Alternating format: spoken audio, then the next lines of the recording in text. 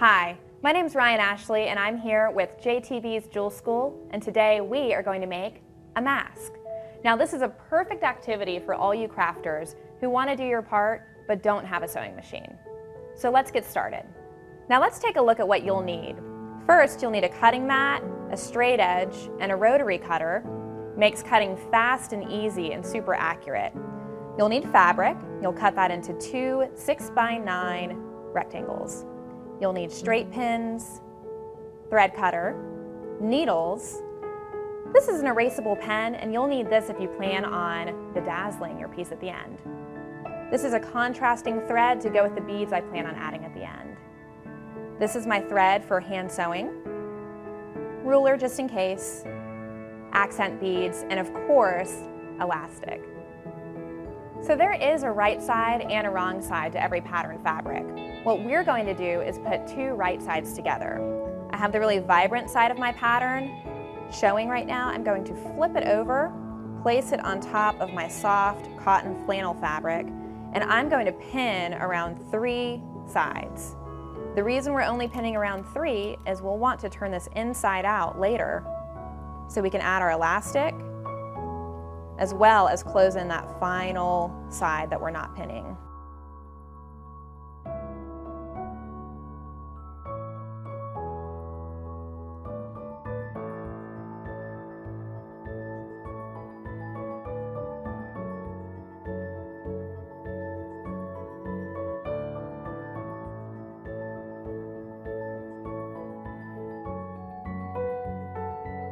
Now that you have your piece pinned, let's go ahead and thread the needle. After cutting my thread, I want to create a really sturdy knot.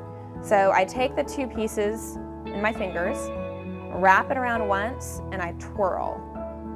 And then I grip the top of that twirl, pull it down, and now you have a great, really solid knot.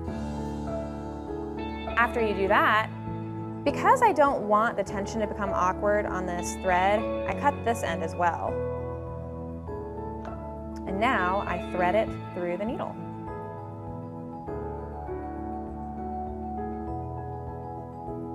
This part can be a little tricky, so you might want a needle threader. All right, there we go. I'm going to leave a bit of a tail so it doesn't come out of my needle. Okay, now that we have our knot, I'm going to start doing a single stitch all the way around the parts of my fabric that are pinned.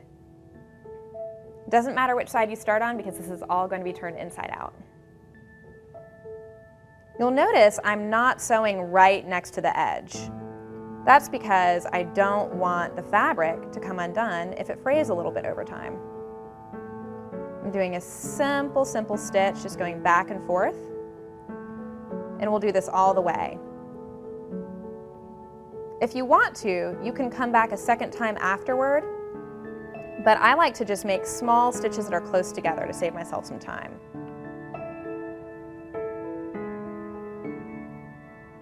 When I get close to a pin, I go ahead and remove that so it's not in my way.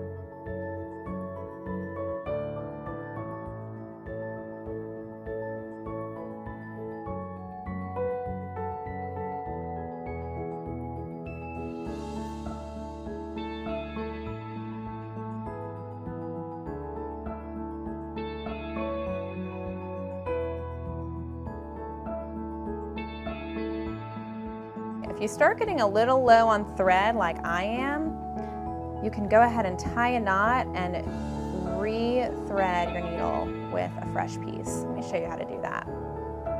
So when I get to this corner, what I'm going to do is create a little tack.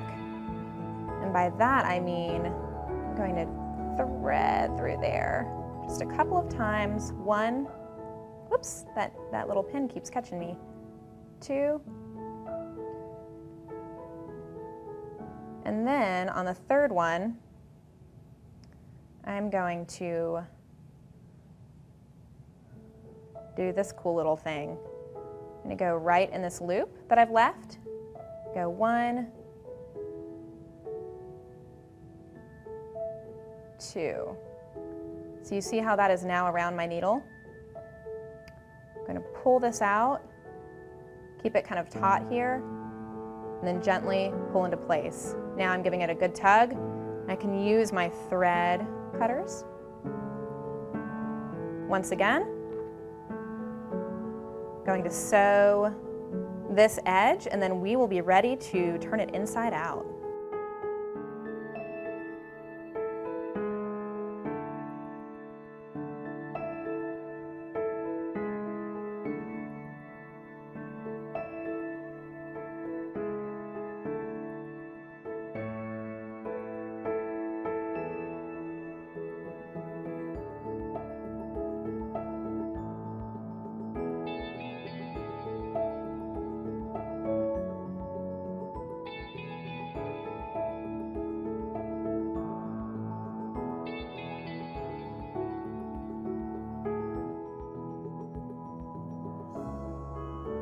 Okay, we're at the end. So now we are going to pull the needle through and tie a final knot, just like we did before. So I am doing 1, 2, and then on the third loop, I'm going to do that little trick that I don't have a name for.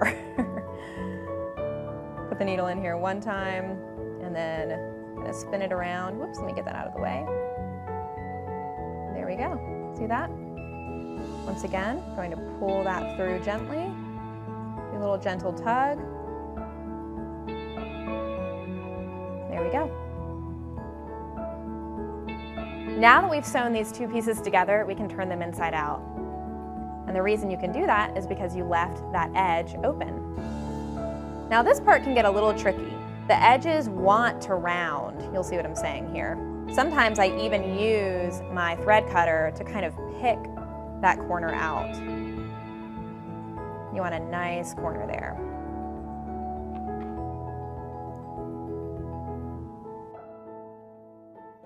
Now some of you might want to iron this flat at this point. I kind of just use my hands and spread it out. We want a really nice surface for creating darts in the sides and adding our elastic. So I kind of eyeball it, but this is a great reason to use the pen right now. If I want my darts to be equidistant, I can mark the spots. I like to eyeball it though because you might have a thinner or a thicker elastic, and you'll see what I mean. So I want to cover up this elastic. I'm going to put it in about 1/2 inch from the edge of the fabric, and then I'm going to create this fold. I want to show you what that looks like. So what I've done here is not just done a fold like that, 1 fold, I've done a 2nd fold there. This is kind of thick. Some of you might want to thimble at this point because when you are pushing the needle through, it can get a little tricky. It might hurt your thumb. I have really thick nails though, so I just use those. So I'm going to pin this in place. Okay. And then I'm going to do the same thing at the other end. Put it about 1/2 inch in. 1/2 inch of elastic, about 1 inch, 1.5 inches of actual fabric. Now one thing you'll want to keep in mind is down by this open end, you're going to want to leave a little extra room because we're going to turn these edges in at the end to sew that shut. So I'm folding it over, and then see how I have this extra piece here, that's perfect.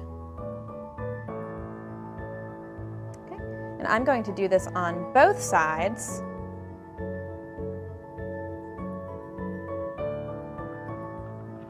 We do need one more dart though. So I'm just going to eyeball it. See how that's pretty much in the middle? And it's just a little something. I'm not trying to hold any elastic in place.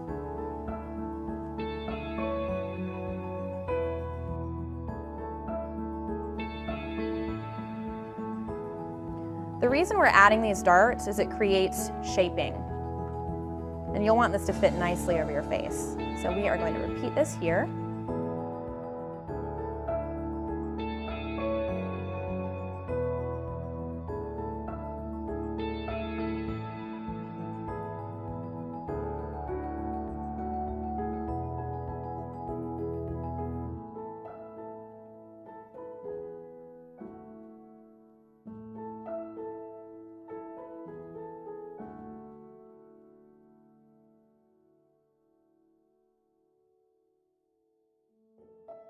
Now we can sew these in place, and then we will finally add our bead design if that's something you choose to do, or if you don't, you can just skip that and we will sew up the end. I like to start from the back, and I sew really tight stitches here because I really want to hold this elastic in place.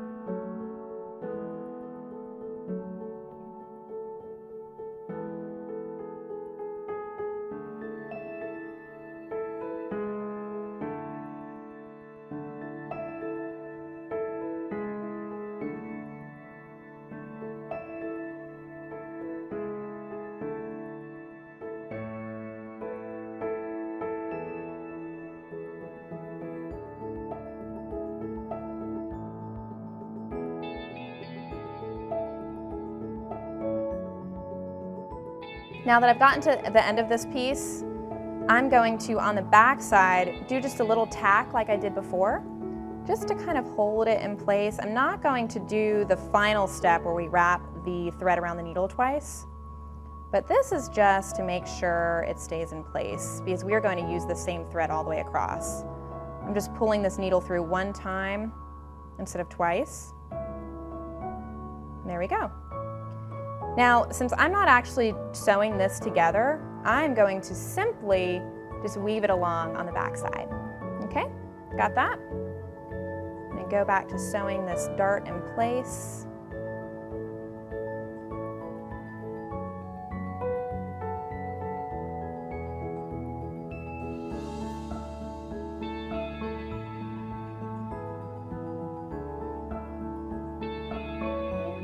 This last one, I'm going to do another tack.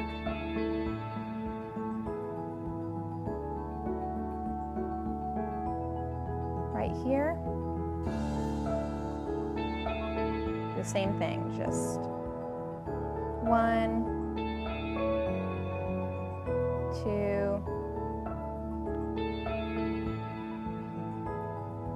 Oops. Go right under there. Cool. Okay, now the same as before, I'm going to kind of weave along the back. I've already put that tack in place so my fabric won't bunch.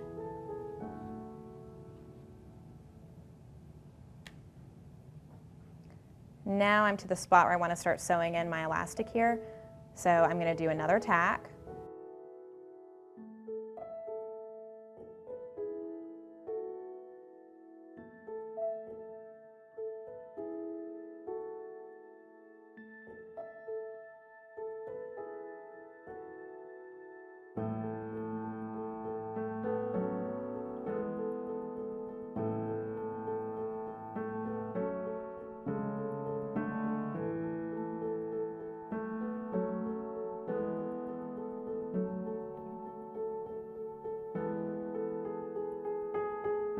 Okay, great.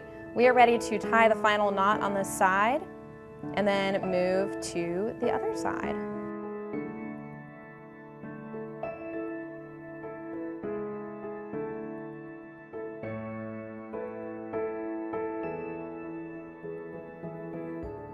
Don't these darts look great? I'm gonna go ahead and do this on the other side. Okay, our mask is almost finished, and look how strong it is. I've decided to add just kind of a minimal custom touch to my mask. So I found some beads and some thread that really blend in with the existing pattern, and I'm going to string those beads and surround some of these flowers to create a nice little 3D texture on my mask. So the first thing I do is I grab a very thin needle. I'm actually using a beading needle right here. You can see it's kind of flexible, but anything that's super thin will work. And for these, I'm only threading one piece of string. We doubled over the string before when we were sewing the mask together. We wanted it to be super sturdy, but for this, you can just use one. I've threaded my needle, and now I'm going to use that open side of my mask to go in there with the needle and start sewing. I'm going to string on about 12 beads. The number of beads you use, if you follow this kind of pattern, will vary based on the size of the shape you're trying to create. So let's see here. 1, 2, 3, 4, 5, 6, 7, 8, 9, 10, 11, 12. And what I'm going to do now is with my other hand, kind of find where I'm starting, and I'm going to put my needle through in almost the exact same place that I started, just like a millimeter apart. Okay, I'm pulling it out. See how it creates that loop? Now we're going to tack this down. So I'm just going to hold it in place with my thumb. I'm going to come back up through the fabric, just kind of at a random spot, but really close to where I have my loop. Then I'm going to actually tack the thread in the beads in place. So I'm going to push the needle back through, pull it, and look, that part is tacked down. I'm going to do that 2 more times because I want this piece of beadwork to hold its shape. Now you have some nice texture. It doesn't distract from the design of your fabric, and it's a little custom touch. So this is what it looks like after I've added a few of those beaded loops and tacked them into the place. We're almost finished. Now all we have to do is sew the last end together. You'll see here that I have pinned both sides of fabric together a couple inches in from each side, but I've left a gap here. So when I pin the fabric together, I created this fold all the way across. It could help if you iron that in place, makes it a little easier to manage. But the reason I'm leaving this hole is a lot of people are adding a little filtration fabric to their mask. Some people are using t-shirts, some are using folded paper towels, some are even using air conditioning filters. Whatever you want to do, you can sew it all the way up, or you can leave this little pocket to add filtration later. All right, let's sew it up. So this time, since we're already on the outside, it's a little bit more difficult to hide your knots. So I'm actually going to start on this little edge and go from the inside. You see how I'm kind of pushing my needle in that corner? And I'm pushing it right back up. When I pull it tight, I will be able to kind of nudge that thread down in there so it's covered, hidden. All right, so here's the cool stitch that keeps everything hidden. We are going to do this sort of back and forth shape. So I go over, kind of creates a ladder shape actually, over, I stick my needle into the top of this thread or of this fabric. You see that, how I'm creating that sort of long piece there? Pull it, and now I go over, under, over, under. You see how that's hidden? You don't see any of those stitches. Over, under. And I go directly across from where my thread comes out to where I'm going back in, so it creates that invisible ladder.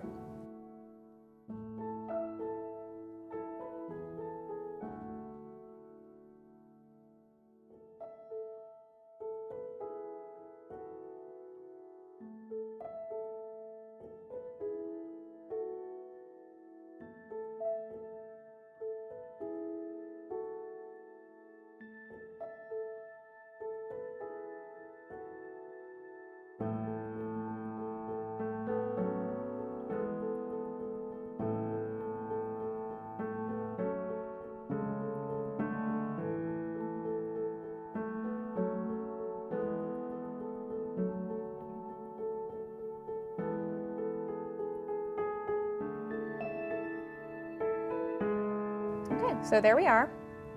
There's where the opening begins. Now in order to keep this part secure, I'm going to do the same little tack that we've done over and over again. Just a quick 2 loops. And just pull your needle through on that second one. Now we are going to have some stitches showing here. Because we only have one piece of fabric to work with on either side, we can't do the over-under technique. But we're just going to make these little small stitches and they will be fine. So I'm going to start on this side and then do the over-under ladder stitch back, and then finally I'll come back and stitch this on its own.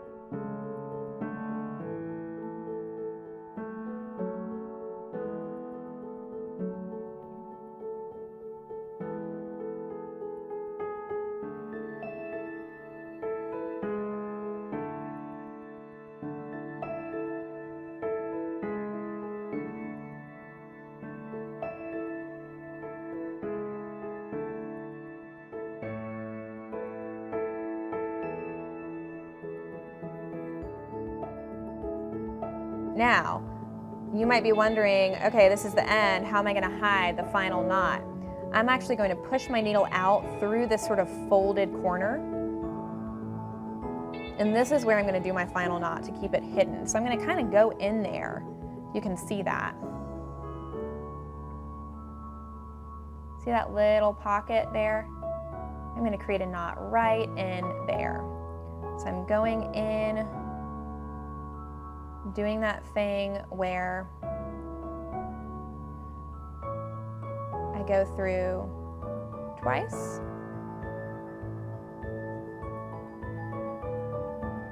three times, and then 1, 2. See that? Pull the needle out. Gently tug, more firmly tug, take my thread cutter, seam ripper, cut that, and it kind of hides there right in the corner. So like I hid the knot before, I'm going to kind of come up here so my knot ends up on the inside of the fabric. It's not sticking out. And I'm going to do the exact same thing as the other side, just do a simple single stitch across to secure.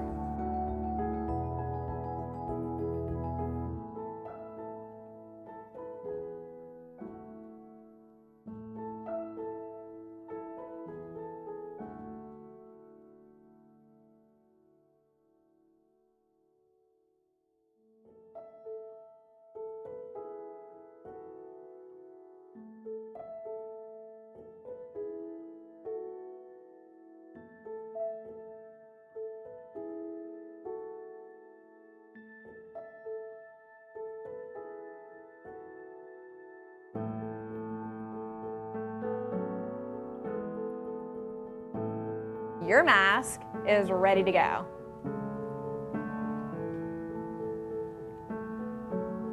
Whether you're wearing this as your primary mask and adding a filtration fabric, or you're wearing this as a mask cover, you're going to want to keep it clean. there are a couple of ways to make sure that it stays clean.